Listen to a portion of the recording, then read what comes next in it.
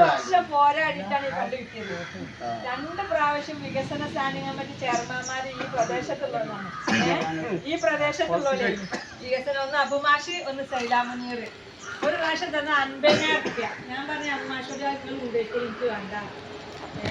പിന്നെയാണ് സൈലാമുനീർ വികസന standing committee chairperson ആയിട്ടുള്ളതാണ് ഞാൻ പറഞ്ഞത്.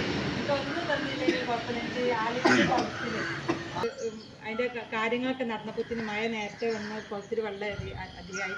കഴിഞ്ഞ ഈ സാമ്പത്തിക വർഷത്തിലാണ് ഇത് പൂർത്തീകരിച്ചത്.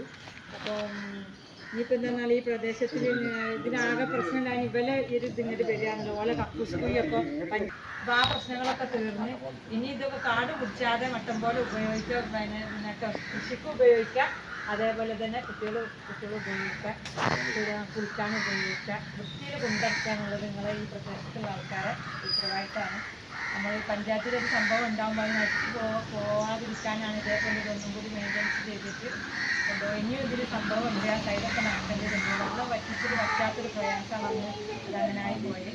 കടുത്ത വേനലിൻ്റെ സമയത്തൊക്കെ അച്ഛൻ മെമ്പർമാരൊക്കെ വരും. കുട്ടികൾക്ക് സ്കോളർഷിപ്പ്, ലാപ്ടോപ്പ്, പഠന വീടുകൾ, അതേപോലെ തന്നെ ബസ് വീടുകൾ, ജനറൽ വീടുകൾ, പിന്നെ PMAY ലിസ്റ്റിൽ ലൈഫ് മിഷൻ വീടുകൾ, മുഴുവൻ ഗുണഭോക്താക്കൾ ഇപ്പം അർഹതയുള്ള മാനദണ്ഡത്തിനുള്ള മുഴുവൻ ഗുണഭോക്താക്കളും വീടിൻ്റെ പണികൾ ഏകദേശം പൂർത്തിയായി. ഇപ്പോൾ കുടിക്കൽ നടക്കുന്ന പണിയാണ് മെമ്പർക്ക്. പിന്നെ അതേപോലെ തന്നെ ഇനി PMAY ലിസ്റ്റിൽ 8 ആളുണ്ട്. ആ 8 ആൾക്കും വീട് കിട്ടും. അതിനുള്ള ഏകദേശം എല്ലാ പണികളും കഴിഞ്ഞിട്ടുണ്ട്. അത് അടുത്ത മെമ്പർമാരും സമയത്താവും മിക്കവാറും എഗ്രിമെൻറ്റ് വെക്കുക. അതിനും ഭാഗമാവാൻ പറ്റിയിട്ടുണ്ട്. പിന്നെ ഒരുവിധ റോഡുകളൊക്കെ നന്നാക്കാൻ പറ്റിയിട്ടുണ്ട്. പിന്നെ ഡ്രൈനേജ് ഇല്ലാത്ത പ്രശ്നം കുറേ സ്ഥലത്തുണ്ട്.